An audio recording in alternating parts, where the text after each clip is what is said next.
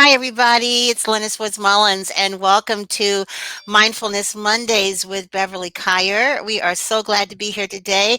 Boy, our country is going through all kinds of roller coasters lately, and we've got economic devastation going on, Beverly. We've got Mhm.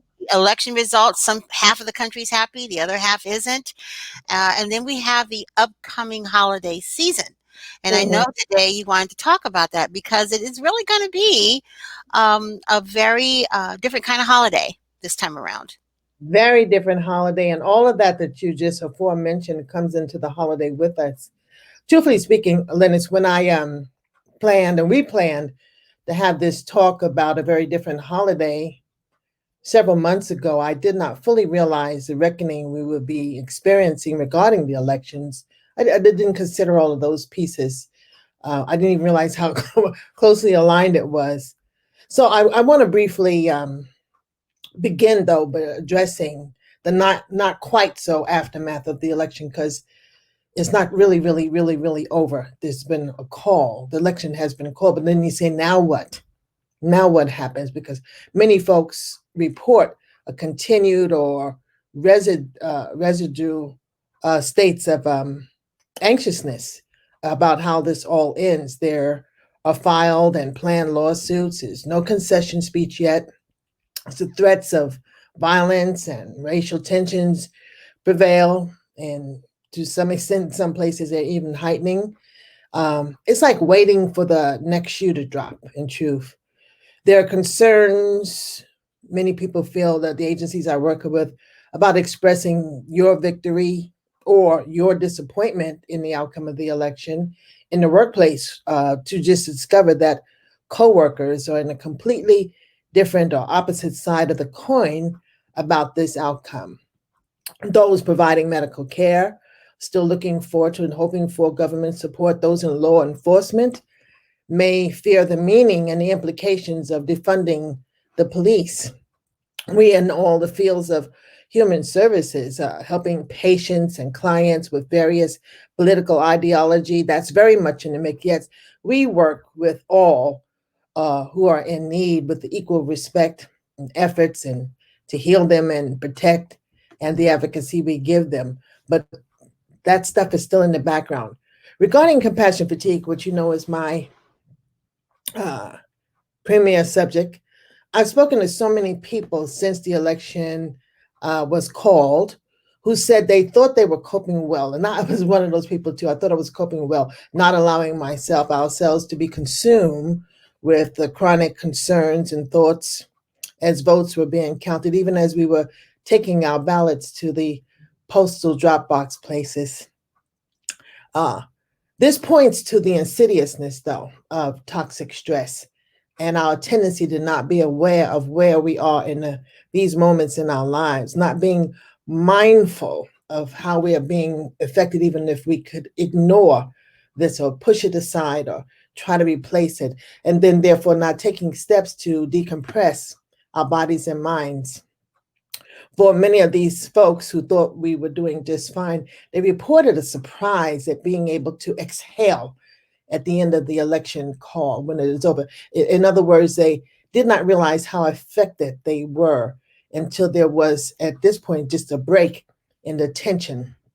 Many people also, caregiving, elder parents with very different political views. Nevertheless, they continue to give loving care.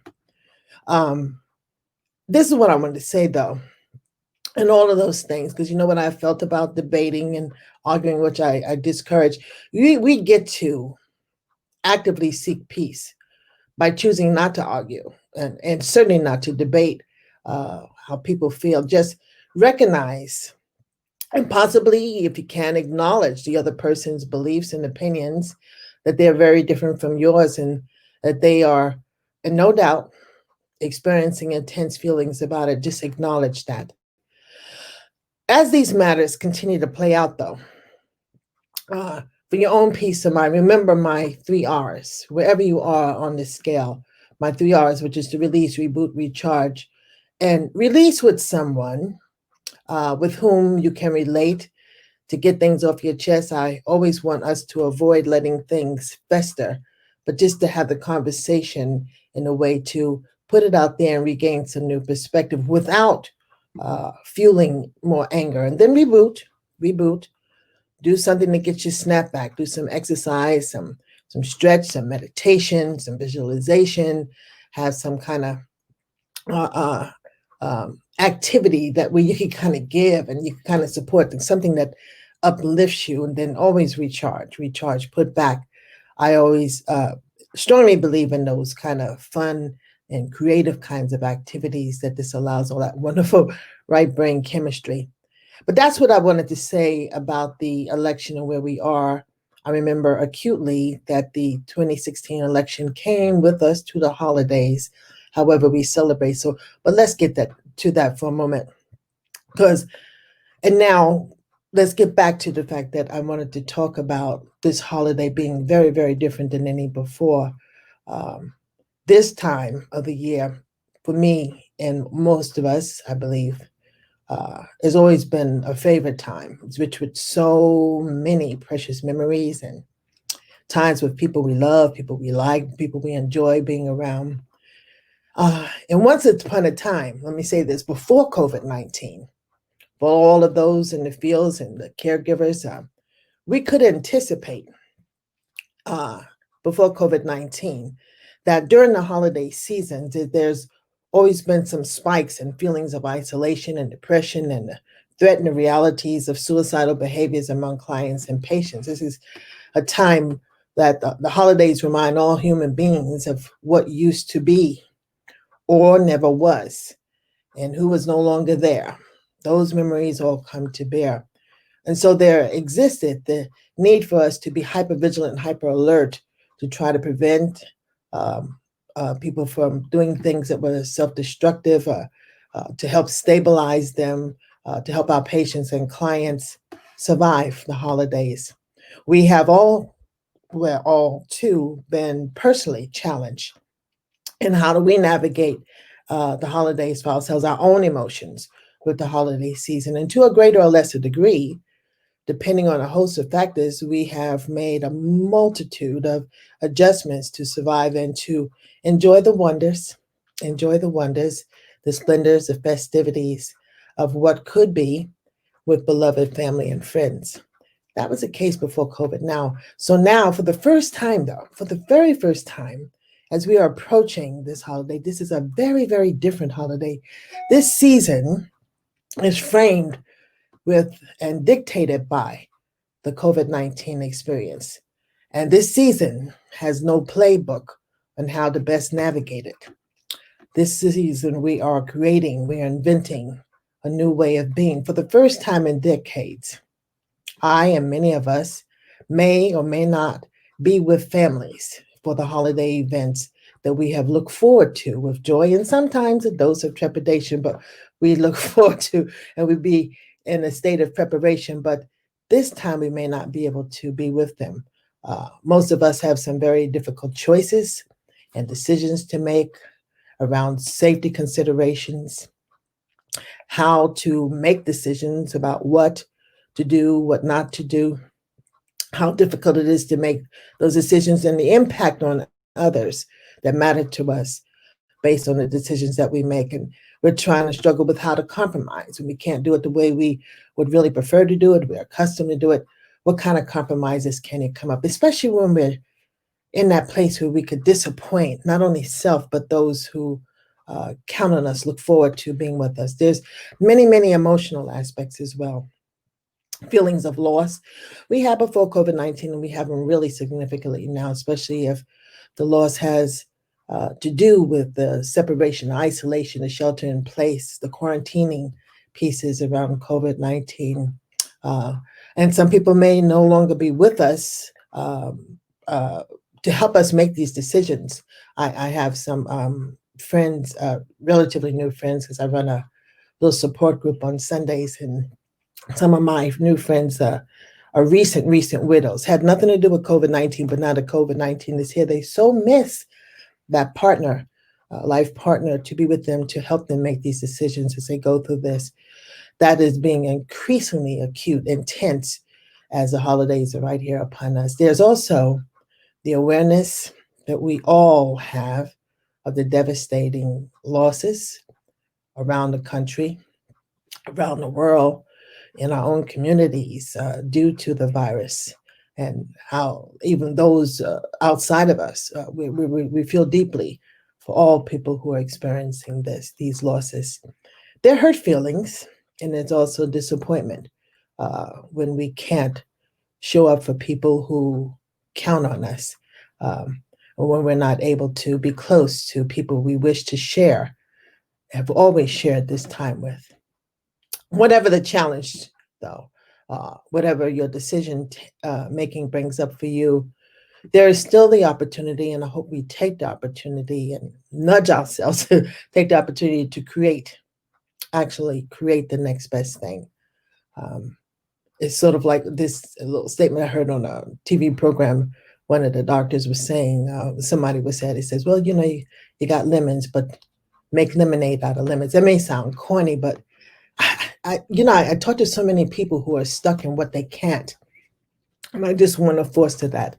I'm getting ideas from people and suggestions, and I wanted to share, and I hope some of the rest of you share some of those. Like on holidays, if you can't be there, you can still use the video systems to do game nights. My son happens to do that a lot with the young people that he works with, has worked with for many years.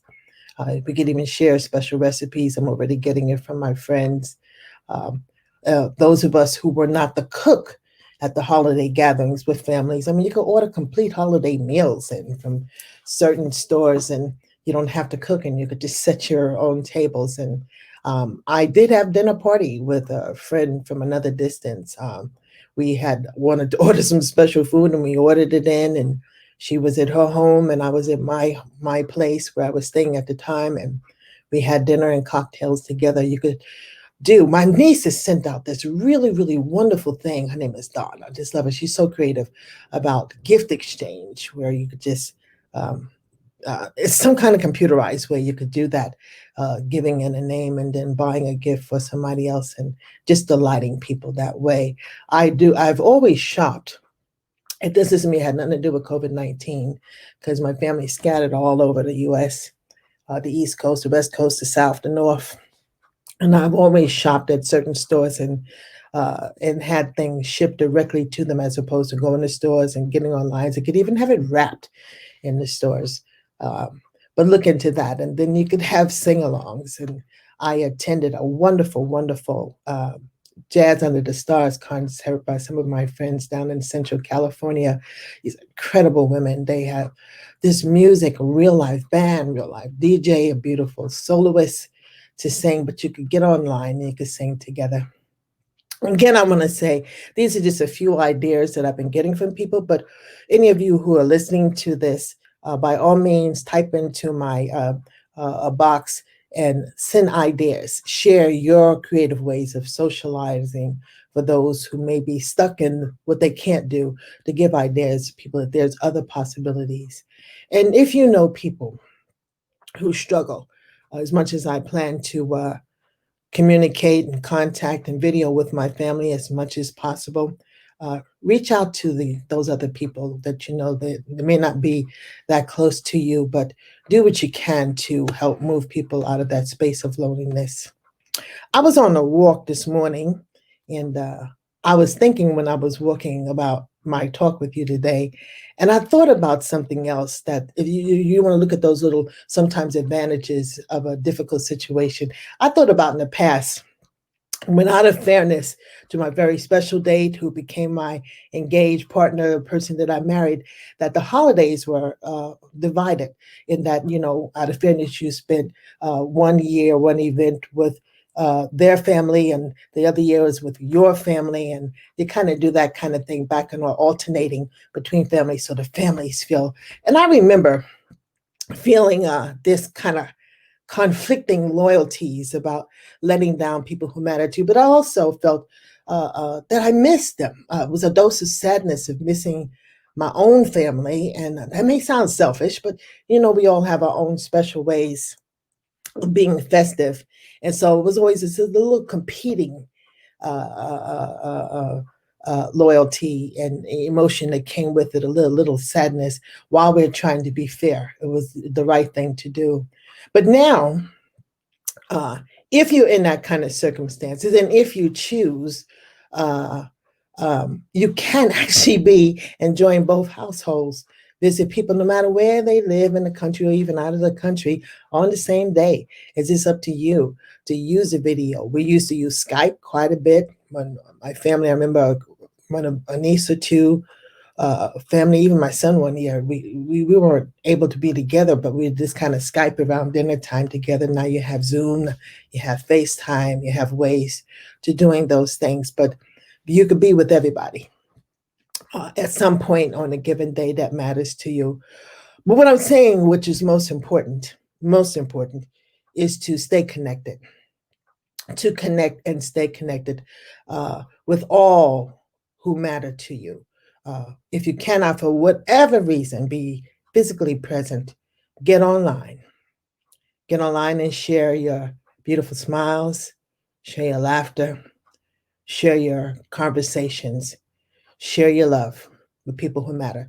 Do not allow yourself to be isolated. And for anyone you know, near or dear, close or far, get them to be engaged during this holiday season. So that's what I wanted to say. And we may continue this conversation if you so request.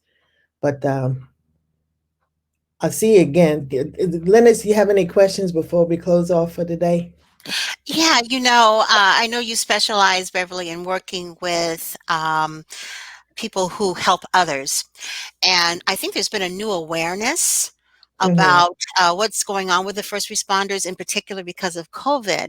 But one thing that none of us have an awareness on is how they can continue to do what they're doing, especially during the holiday season, when they're seeing so much illness and in some cases death. What kinds of things can the caregiver or the human service provider do to keep themselves well, emotionally well, during a holiday season when everything's supposed to be so joyous, and it really isn't for so many people, and they're seeing all of that firsthand. Mm-hmm. Mm-hmm. It's there's no one thing to do, but I have this kind of like it's not real church, like a building. It's kind of like my church, my spirit about things like that. I want people to remember those caregivers, those people who are there at the bedsides or in the rooms or online with people who are really, really suffering, who have had devastating losses, Mhm. struggling with their health and doubt, is to remember who you are and what you get to give. You get to give your presence. You get to give an experience they've never had before, and that's just you being there. When they look up in your face, look in your eyes, they can see your heart, they can see that they matter to you. I always wish that we had all the resources, but we have never had all the resources we needed to give to people what we know that they need. But I say when resources fail, human kindness prevails. So I want them to remember that you are a gift to the people that you serve and bring that away. That we have a tendency to minimize to someone because we feel people who are empathic, and I'm one of those people too, that you can never do Me enough. But too. I'm saying you just feel like that. I can't. I wish Yeah, I could do. I yeah, wish I could do more. But the fact that you're there, I even said to a fireman some years ago when he said somebody died when they got there. I said, "But did they see you before they passed on?" And they said, "Well, yeah, right, they were." And I said, "They for that one moment, for that one precious moment, they knew that somebody cared, somebody was there, they were not alone." And I just want you and see, we may not automatically think that way, but just like you asked me, we get to have that conversation and remind people the gift that they right, are, people in need. And then in addition, also engage in those other kind of activities. You say, well, I've done this and I want to release it over. If you believe, I believe in God. And I said, well, Lord, I was able to do the best I can. I turn this situation over to you, and then go engage yourself with people who mhm, can live with it. It's so important to have a therapeutic community. yes, That's mhm, not the time that you go to somebody else who's, oh, the world is this, and they're kind of negative and kind of pull down. But I would come to you because you're going to just say, okay, you did a good job. Now let's do something to celebrate the opportunity Right. you had to love, and then let's have some fun and let's do some things that lift your spirit. So build that therapeutic community of people who Mhm. lift your spirit, encourage your self care, your nurturing, your recharge for yourself, and will not let you stay down, feel isolated, feel like you failed. It's sort of like lending insight. Yeah. And for those people who have caregivers, first responders, human service providers in their lives, Mhm. remember to also say a kind word and Oh, lift them up as well, because many times they don't necessarily share with you how they're feeling. They're so used to keeping things inside. When they get home, they just don't want to even talk about it or think about it. It's not that you necessarily have to think about it or, I mean, talk about it, but you can do things, demonstrate things through your actions that now I you want to support add on to them and what that you're you aware. said. I'm going to add on to what you just said because you just said a powerful thing. Usually, the person, the caregiver, the service provider does not want to talk about it. So if you ask them, "Are you okay?" Mhm, We're going to mhm. fib. It's a professional fib we have. It's called "I'm fine." So don't even think that you're going to ask. The wisest thing to do is to do what you said. Just engage in something that's uplifting, some favorite food, a favorite thing, a favorite book, a movie you're going to watch, or a game you're going to play together. Do things to just engage them in a Right. uplifting thing. They'll deny that they're trouble, but I choose, and I'm not into assumptions, but I infer that in that work, people are carrying a heavy heart. Mm, mm. They how could they not? Yeah. How Yeah. could they not? So I mean, I've seen that. I've seen people breaking down, when they're being interviewed on television as they're sharing their experiences.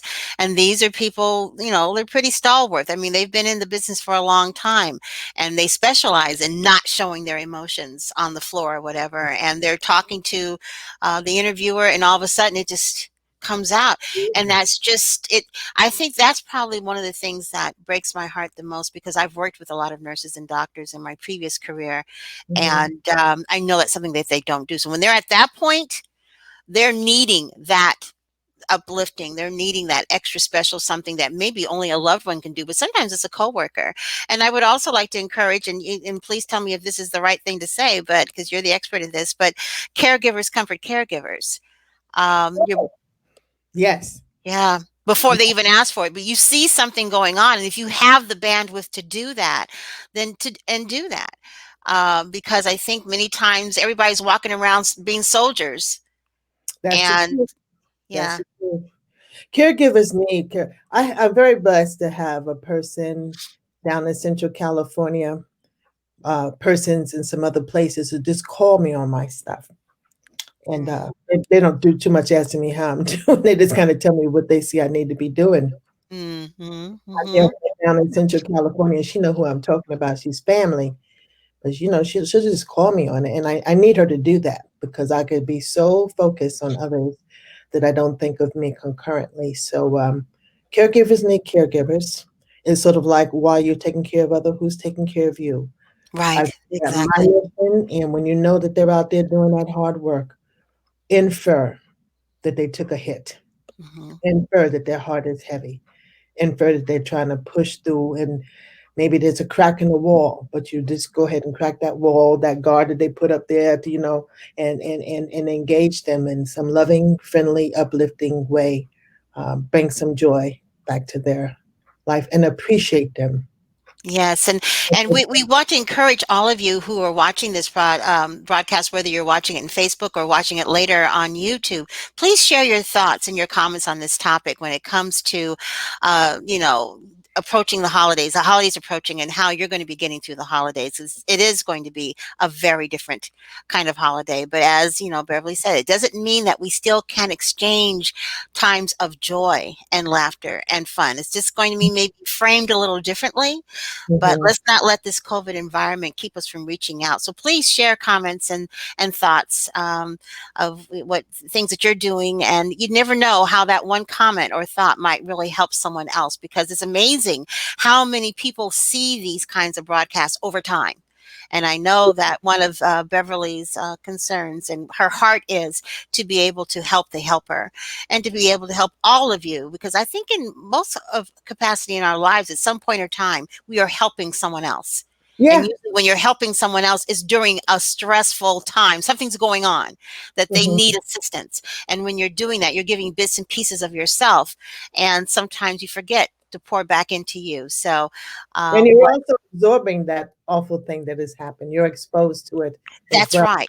That's Yeah. right. So please go to Beverly's site, wellnessreset.net, and keep going back because there's some exciting things that are going to be happening in terms of how she's going to be reaching out to the community of caregivers and human service providers and those of you who have that need to provide us a really much needed service virtually. So keep checking back at Wellness Reset. And for those of you who are just tuning in, don't forget you can always replay. We would love for you to go back and listen. There's a lot of valuable information that Beverly you share with us. Thank you so much, Beverly, Thank for you, being Lynette. with us Thank you. today. And Thank thank all you. of you for enjoying. And we'll see you again next week on See you Mindfulness next week. Monday at Yes, sir. 9:30 on Monday. So take care, stay safe, Stay stay safe, well, everybody. and God bless. God bless. Thank you, Beverly. Thank you, everyone. Bye bye.